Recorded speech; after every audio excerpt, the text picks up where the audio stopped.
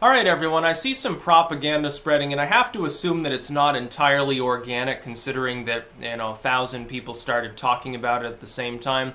The Democrats have decided that wages are going to be one of their platforms for the midterms. Essentially, well, wages are stagnant, they're not growing, and I thought to myself, number one, it's obviously, this is something that they're deliberately trying to inject into the conversation.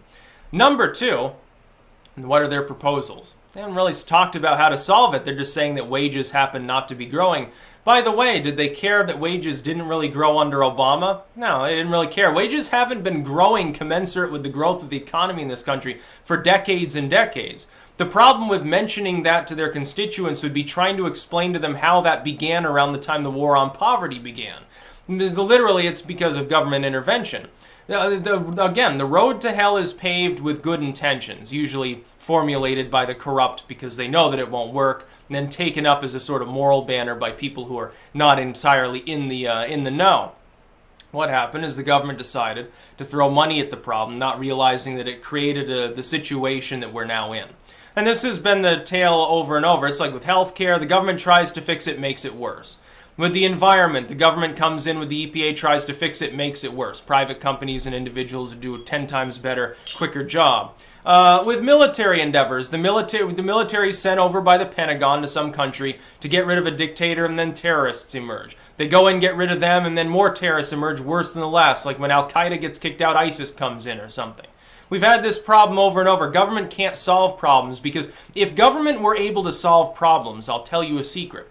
Things would generally be getting demonstrably better over time. They would get better worldwide because governments have inevitably over the last 100 years continued to slowly grow.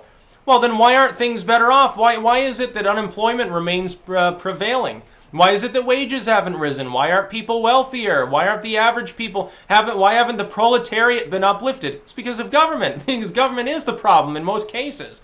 Capitalism was solving all these problems. In 100 years of more or less pure capitalism, this world made leaps and bounds.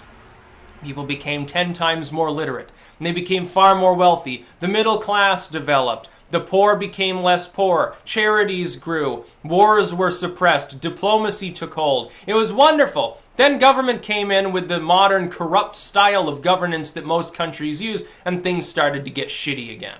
That's ultimately what happened. But here's the thing. The Democrats are trying with a straight face to say that they know how to tackle the wage problem. You're not going to be able to because there are two fundamental issues that you refuse to address because your fans wouldn't like it if you did. Migrant labor, which drives wages down, and monopolies. Those companies that you yourself get a bunch of money from, like Hillary Clinton. She got $1 billion from monopolistic multinational corporations. You going to address that problem? Wages are low because you've got a worldwide monopolistic trust going on. You have a bunch of extremely large companies that sub-own basically every other corporation that in turn sub-own a bunch of local and regional chains, and you think that that's an actually competitive capitalistic system? No, wages are low because there's no reason. Why would they raise wages? They're not competing with each other. There's no competition. It's not capitalism. But you're not willing to point that out to people. You would rather pretend that the wealthy, the magical elite, that's the problem. Not the multinational firms that they run. Not the vulture capitalists, a Mitt Romney type that doesn't provide anything for the economy. Not the renting class that strangulates everything. Not government driving up prices and keeping wages low organically because it throws money at every problem. Not the fact that education costs so much in healthcare because of government grants and interference. No, none of those are the problems. It's just a handful of rich people. The same people that give you, your party, the Democrats, money. Don't try to argue against corporatism. You are the corporate party. In the last election, for example, Trump got peanuts from corporations compared to what Hillary Clinton got. Most of his money came from grassroots funding and self-funding. Hillary Clinton, half of her money came from big corporations, a sizable proportion from more local and regional chains, and the small business groups, the ones that are less corrupt than multinationals. And half of them are sub-owned anyway. A lot of people don't realize that sometimes when you talk about a company, it has a parent firm that's far larger and owns a bunch of other chains that supposedly compete. It would be like, hey, my company owns McDonald's and Burger King, but don't worry, they're competing with one another. No, they're not, only on paper. They compete in spirit in order to drive progress within the company, but it's not going to allow you to raise wages. There's no reason to. Nobody else is going to do it. It's no point. That's not actual capitalism. But the Democrats will never talk about this fixture of our corporatized economy because they love it.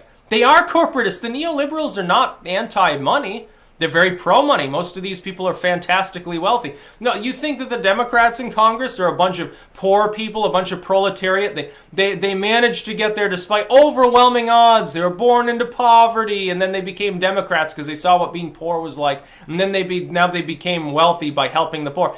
Helping the poor, look at the communities around this country run by the Democratic Party and ask yourself if in decades and decades of virtual continuous Democratic control they've ever helped the poor. Yeah, Detroit is doing so well. It's a wonderful place to be. No, it's not. No, it's not. No, because I was born poor, I became a libertarian. That's the truth of it. And I'm very proud of that fact that I saw through the lies of liberality. At least in the fiscal sense. Fiscal leftism doesn't work. Neoliberalism is just a facet of it. Neoconservatism is too. Look, the Republicans aren't helping the poor. The McCains of the party, they don't give a fuck if you're poor. They don't care. They'll just drug test you in order to give you food stamps because they want to humiliate you even more than Democrats do. They're scumbags. These people are rich scumbags. They're parasites. They don't offer anything to this country. Half of them don't even have loyalty to this country. Their loyalty is some fucking multinational corporation or something. There's a bunch of morons. Don't worry, folks, if you just elect more Democrats, it won't be like every other time the Democrats controlled the House and Senate and did fucking nothing for you, the poor people of this country. No, Trump is growing the economy and deregulating to the point where unemployment is slipping so low that at some point wages are going to have no choice but to rise. That's a problematic approach. It's voodoo economics. Oh my God, he might shrink the size of government. Everybody freak out. Let's try the same stupid shit we've been doing for 50 years that hasn't erased actual poverty. It'll work this time. Trust us, it's not snake oil. That's what the Democrats and the never-Trumpers are offering at this point. No, what we need is populism. What we need is exactly what Trump is doing. You have to focus on the business entities first, preferably local, regional, and national businesses instead of multinationals. The problem is the neolib, neocon line only helps those globalist corporations. They don't help local chains. They screw them. The tax code as it is currently written, even after Trump's tax breaks have admittedly helped ameliorate this situation, fundamentally, some local chain that doesn't have the money to hire an army of lawyers and a bunch of high-powered accountants is at a loss to take advantage of the same loophole-addled Swiss cheese-looking tax code as a group like Walmart or any other multinational firm that has a presence in multiple countries. By the way, it's very fun. It's telling, economically speaking, that Trump is willing to try to reform the system because he is a multinational. The Trump Inc., what do you think it is? He's got assets in half a dozen different countries. He's got skyscrapers and other properties all over the world. He is a multinational firm. He's a one-man multinational practically. And he sub-owns, what, dozens and dozens of smaller businesses. Golf courses, apartment complexes, so, business skyscrapers, a parking garage, fucking docks, casinos. He owns everything under the sun all over the world. And yet he's trying to make life harder for exactly his kind of business that relies upon that multinational economic situation to thrive.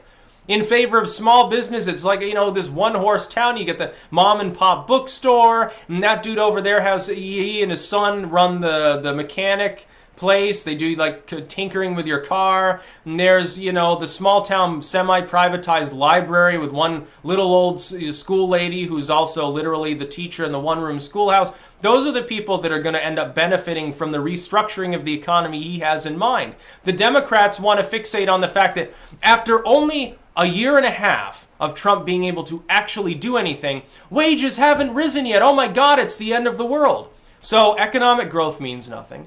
Unemployment being down means nothing.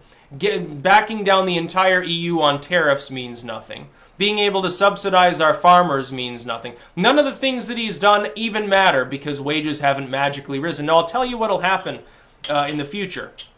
If he gets his way, wages will rise. You'll have more competition. Multinational firms will face internal pressure within the United States. Other countries will see our progress, probably adopt similar models. It'll rip the multinational system of the world apart. That's what they're afraid of. That's why they're trying to obstruct him. Because those are the companies that give them a lot of money. It makes it way easier when you have monopolies, when you have a trust. It makes it easier for a corporate party to maintain power. They're not going to fund anyone else. But if they have upstart competitors, they might fund a third party. Or they might fund the Trump populists. Oh my God, we can't have that happen. And so the never-Trumpers and the neoliberals get together and they sweat and they worry and get anxiety attacks. And they say, well, we must just simply shut down the whole system. We can't have this. We can't have populism. And then they make a million stories up to sell to the American people about how we'll be hated and we'll lose our place in the world if we give a shit about our own people and economy. It's not going to happen. No other country is dumb enough to have the system that we have today. But Congress is dumb enough.